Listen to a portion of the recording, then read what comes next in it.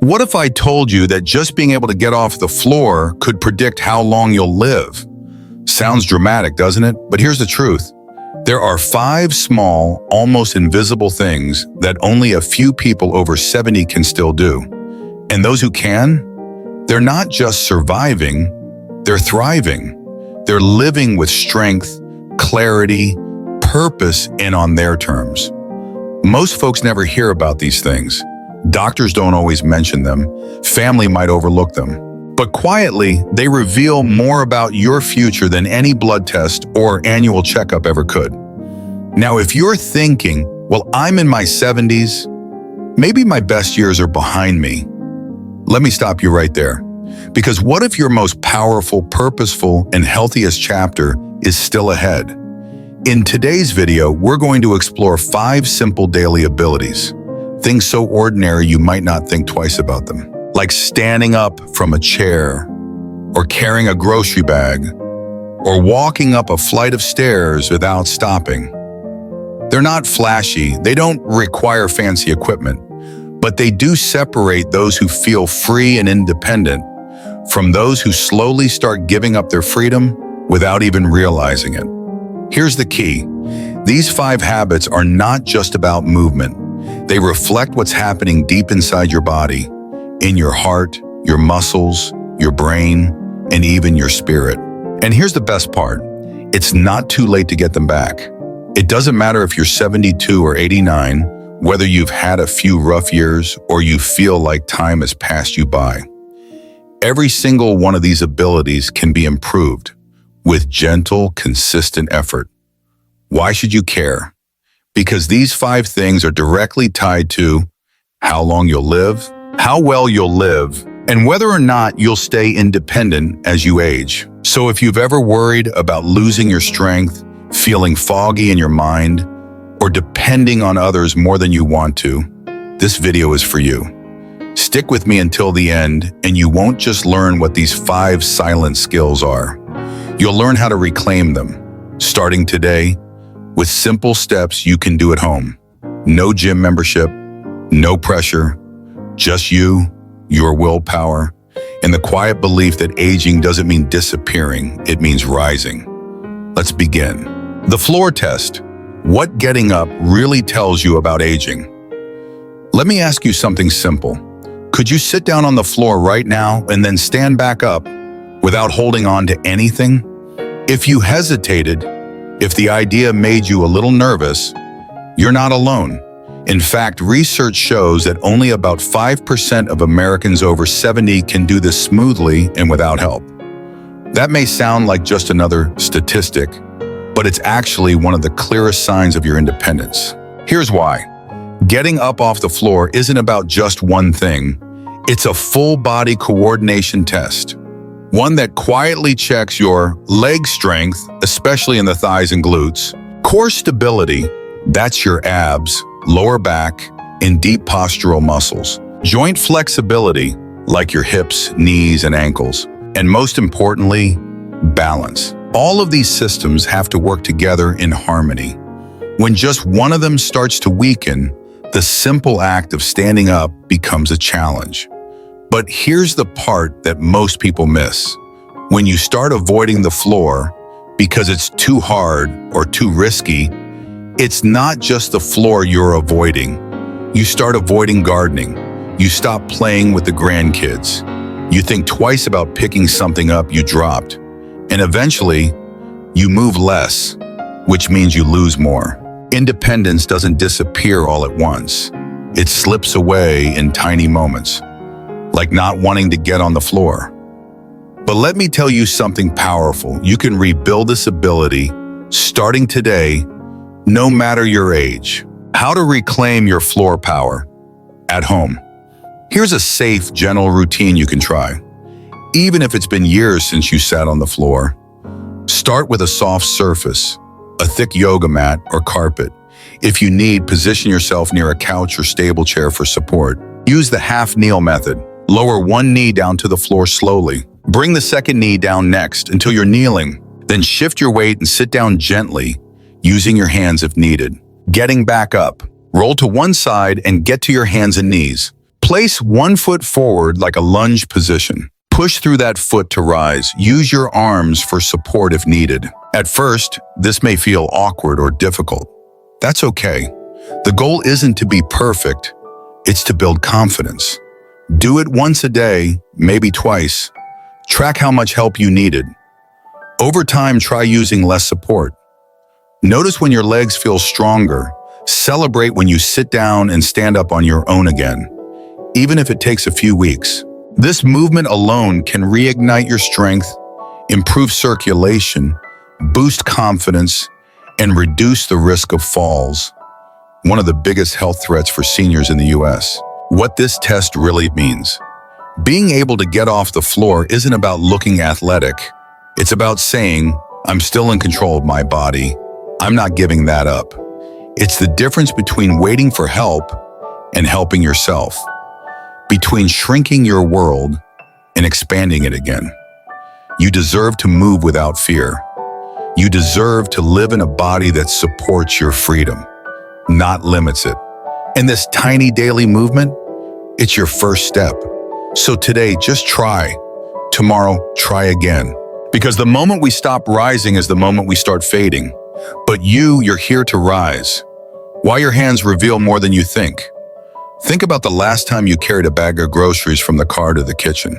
Was it easy? Did your hands feel steady? Or did the bag feel heavier than it used to? You may not realize it, but something as ordinary as carrying groceries is quietly telling you a big story about your health. Not just your strength, but your independence, your heart health, and even your future. Let me explain. Why grip strength is a bigger deal than you think. We often associate aging with gray hair, wrinkles, or slowing down. But scientists have discovered a much more powerful signal. Your grip strength. That's right. How firmly you can hold something with your hands is one of the strongest predictors of your heart health, your muscle tone, your risk of memory decline, and even your life expectancy. That may sound dramatic, but decades of research back it up. In fact, some doctors now say that your hands are a window into your whole body. When your grip weakens, it's not just your fingers that are struggling. It often means your shoulders, arms, and core muscles are losing strength too. And that can lead to problems like difficulty opening jars, trouble standing from a seated position, poor posture while walking, less stability, and a higher risk of falling. But here's what makes grip strength really important. It's one of the final lines between living independently and needing help with daily tasks. And you deserve to carry your own life, quite literally, in your own hands. How to rebuild grip strength, even if it's fading. The good news is that your hands, just like any other part of your body, can be trained and strengthened gently and safely at home. Here are 3 easy exercises to begin with. 1. Softball squeeze. Find a small, soft stress ball or even a rolled up pair of socks. Squeeze it tightly and hold for 3 seconds, then release. Do 10 squeezes in each hand twice a day. This strengthens the muscles in your palms and fingers. 2. Towel twist. Take a dry hand towel, roll it up, and twist it tightly as if wringing out water. Hold that tension for 5 seconds, then relax. Repeat 5-8 times. This builds strength in your wrists and forearms. 3. Grocery carry practice. Next time you carry a grocery bag, pay attention. Keep your posture upright, your core gently engaged, and your steps steady. If it feels heavy or shaky, start with lighter bags and build from there. You're not training to lift heavy, you're training to stay free. A simple test with big meaning. Carrying groceries may not seem like a big deal until you can't. It's a task most of us do without thinking until the day it becomes a challenge. But the truth is, every time you open a jar, carry a laundry basket, or grip the handrail going upstairs, you're using the muscles that keep you independent. So don't ignore the signs. Don't dismiss the shakes in your hands or the bags that suddenly feel too heavy. Instead, take it as a signal and take back control, because your freedom, your confidence, and your dignity are worth holding on to. And yes, you can get stronger. You can rebuild what time tried to take. One squeeze at a time, one step at a time, one small victory that adds up to a stronger, steadier you. The stairway test. What climbing stairs says about your future. Let me ask you something personal. Have you ever looked at a flight of stairs and thought, maybe I'll just take the elevator today? If so, you're not alone. Many people start avoiding stairs after 70. Sometimes it's the knees. Sometimes it's the breathlessness. Other times it's just fear. But here's what most folks don't realize. Your ability to climb stairs, even just a few steps, is one of the strongest indicators of your future health. Yes, really. Stair climbing isn't just about legs. It's a full-body test that quietly tells the truth about your heart and lung health, your leg strength and stability, your balance and coordination, and even your mental confidence. In fact, researchers have found that seniors who can climb just 10 steps without stopping have a significantly lower risk of cardiovascular disease and mobility decline. Stairs may seem simple, but they don't lie. When we avoid stairs, we shrink our world. It usually starts small. You stop going upstairs to grab something. You start avoiding the second floor altogether. Soon every flight of stairs feels like a mountain. But what's really happening? Your muscles are losing power. Your heart is losing efficiency. And your mind is building fear where strength used to be. Eventually, stairs aren't just inconvenient. They become barriers to movement, to independence, to freedom. But here's the beautiful truth. You can rebuild that ability. You can retrain your heart, your legs, and your confidence, even if it's been years. How to reclaim your strength. One step at a time. You don't need to run up flights of stairs. You don't need to train like an athlete. You just need to move a little more than you did yesterday. Start here. 1. Sit to stand. Sit in a sturdy chair with feet flat on the ground. Stand up slowly without using your hands if possible. Sit back down slowly and repeat. Aim for 10 repetitions, once or twice a day. This builds leg strength, the foundation of stair climbing. 2. Step-ups on a low step. Find a small step, 6-8 inches high. Step up with one foot, then the other. Step down the same way. Start with 5-10 step-ups and build gradually. Hold on to a railing for safety. 3. Stair intervals. Use the stairs in your home, even if it's just 4 to 5 steps. Climb halfway, rest, then finish. Don't rush. The goal is consistency, not speed.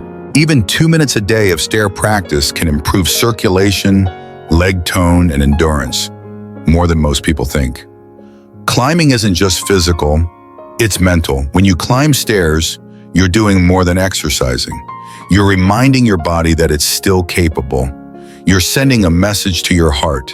Keep going. And maybe most importantly, you're refusing to let fear win. You don't need to conquer a mountain. You just need to keep climbing, in movement and in life. Because every step you take is proof that you're not done, not slowing down, not giving in. You're rising, one step at a time. Memory that moves you. Why forgetting isn't inevitable. Have you ever walked into a room and forgotten why? Struggled to find the right word mid-sentence? Or looked at someone you know and their name was right there, but just wouldn't come? It's frustrating, and for many, it's also scary. We often think memory loss is just part of growing older, something we can't avoid. But here's the truth. Forgetfulness is not guaranteed. In fact, many seniors keep sharp, focused minds well into their 80s and 90s. And it's not just luck or good genes. It's because they keep their brains active, challenged, and alive. Let me be clear, your brain is a muscle. And just like the muscles in your legs and arms, it weakens when it's not used, but strengthens with training. The 5-item memory test, a simple early signal. Here's a fun challenge. Can you remember these 5 random items after 30 seconds? Pineapple, wallet, mirror, ladder, newspaper. Repeat them once, then keep watching. We'll come back to it soon. Why does this matter?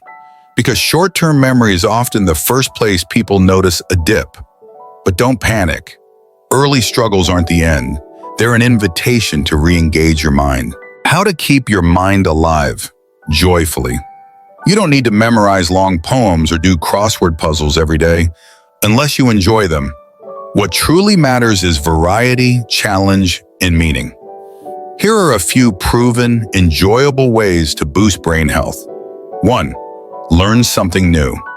Whether it's a few words in Spanish, how to grow tomatoes, or using a new smartphone app, learning keeps your brain plastic and adaptable.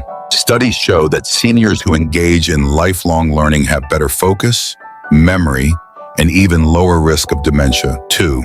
Create, don't just consume. Try drawing, painting, knitting, or playing music, even if you're a beginner. Creative expression uses parts of the brain tied to emotion, memory, and problem solving. Plus, it just feels good. 3. Have deep conversations. Don't underestimate a good talk. When you engage in real conversation, not small talk, your brain has to listen, recall, reflect, and respond. It's one of the best natural workouts for your mind. 4. Move your body to sharpen your brain. That's right. Walking, dancing, or even gentle yoga improve blood flow to the brain, delivering oxygen and nutrients that support memory and mental clarity.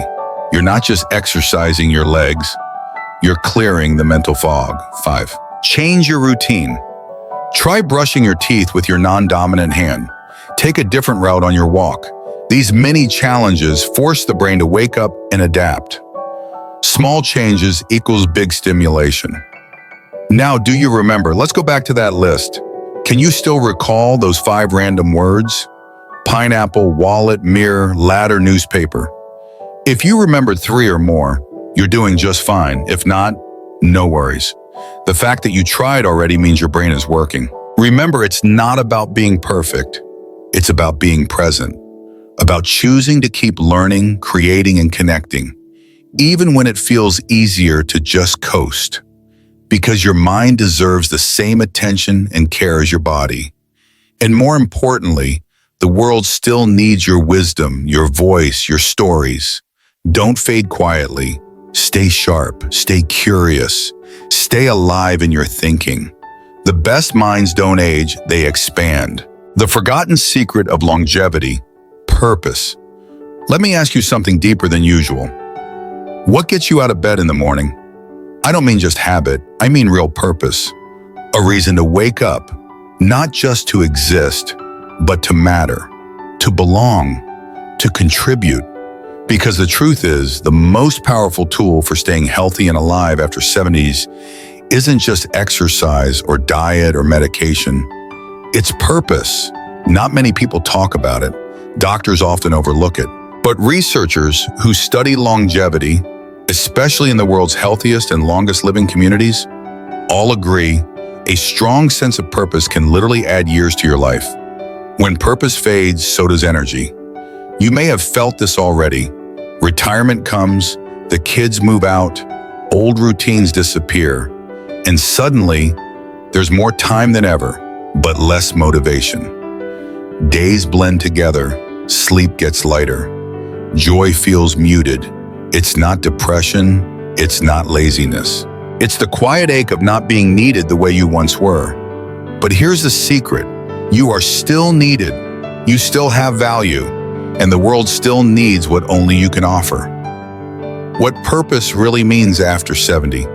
Purpose doesn't have to be big or flashy. You don't have to start a nonprofit or write a memoir unless you want to. Purpose can be as simple as calling your grandchildren every week, tending to your garden and watching something grow, mentoring someone younger who needs guidance, writing down family recipes so they're not lost, volunteering once a month, checking on a neighbor who lives alone, showing up for someone who's struggling. Purpose is anything that makes your life feel meaningful and lets you bring light into someone else's day. And when you find it, even just a little spark of it, something incredible happens. Your mood lifts, your energy returns, your mind sharpens, and yes, your health improves. Studies show that seniors with a strong sense of purpose are more likely to stay active, maintain social connections, and even recover faster from illness. Why? Because they're not just living longer, they're living for something. It's never too late to begin again. If you're sitting there thinking, but I don't know what my purpose is anymore, that's okay. That question, what now, is not a dead end, it's a doorway. Start small. Ask yourself, what do I care about? Who needs me, even in a small way? What used to make me feel useful or proud? Even the act of wondering is progress. Because purpose is not always found, sometimes it's chosen. You can create it, you can nurture it, and when you do, the rest of your health tends to rise with it. You're not done yet. This chapter of life is not an ending. It's a turning point, maybe even your most meaningful season yet. Because now, with decades of experience behind you, you have something rare, wisdom and time. Use them, give them. Let them light the path, not just for yourself, but for someone else. Wake up with intention. Wake up knowing that even one kind word, one smile, one small act of care matters. The secret to a long life isn't just to keep breathing, it's to keep mattering, and you do. So now you've seen them. 5 small abilities that say so much more than meets the eye. Getting up from the floor, carrying your groceries, climbing the stairs, remembering names and stories, and waking up with purpose in your heart. They may seem simple, even ordinary, but together they speak of strength, dignity, and life still waiting to be lived. Here's what I want you to know. You are not defined by the number on your birthday cake, not by how fast you move, not by what the world assumes about people your age. You are defined by how you choose to keep showing up for yourself, for others, and for the life that still lies ahead of you. Because this isn't the closing chapter. This is a chapter of clarity, of courage, of choosing what kind of person you want to become. Yes, even now, maybe especially now.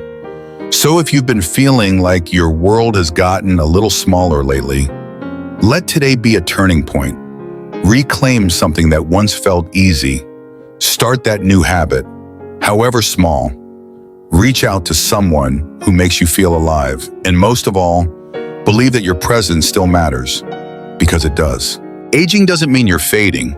It means you've made it this far and still have more to give, more to learn, more to love. Your story isn't over. It's still unfolding, beautifully, slowly, meaningfully. And the next page, it begins today. If this message touched your heart, if it made you pause and reflect on your own journey, please give this video a like so more people can find it. Leave a comment below and share. What's one small thing you're going to do differently starting today? We'd love to hear your story because your voice matters and your wisdom inspires others more than you know.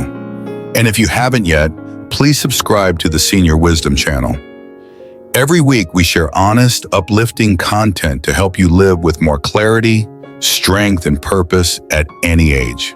And maybe share this video with a friend, a sibling, or someone who just needs a gentle reminder. You're not done yet.